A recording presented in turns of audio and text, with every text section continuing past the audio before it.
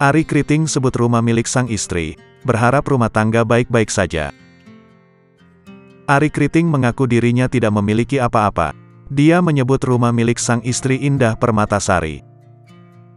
Hal tersebut disampaikan Ari Kriting saat mengurusi surat tanah dan rumah bareng Indah Permatasari. Momen keduanya dibagikan akun Instagram pembasmi kehaluan Reol pada Senin, tanggal 19 Juni tahun 2023. Ari Kriting mengungkap bahwa ia menyerahkan rumah dan tanah itu atas nama Indah Permatasari. Tanda tangannya atas nama Indah Permatasari, jadi rumah ini semuanya atas nama Indah Permatasari, kata Ari Kriting.